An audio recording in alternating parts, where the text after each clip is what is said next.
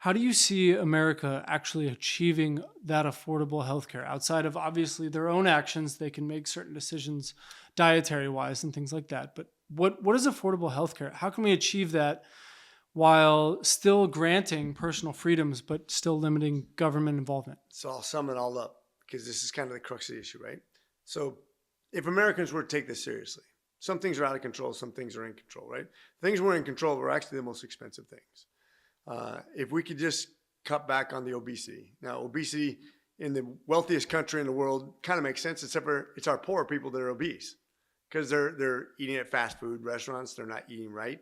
You could say it's by design. Some people, this is where you get into books like Good Energy and other things that RFK tout that says we're eating the wrong foods. We're having these additives that are making us fat. We're designing foods to actually produce more calories instead of more nutrition. The Red 3 ban recently. There you go. So there are certain things we can control as government and say, but then other governments overstep and say, we're not going to give you a 32-ounce drink. You can only have a 22-ounce soda. Well, that's just not going to work. I'm just going to buy two 22-ounce instead of the 44-ounce, and I'm still going to circumvent the law.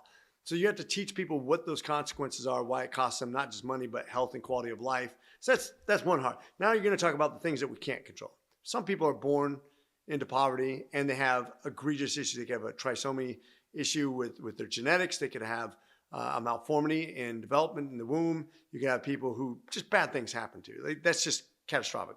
But that's a minuscule part of the healthcare. But those people, that's where the government's always been able to step in and say, we're the healthcare net for those people. That's why we have Medicaid, right? And that's been abused dramatically, though. People who could go to work don't work because I get free healthcare. Catch this full conversation on YouTube and Spotify now.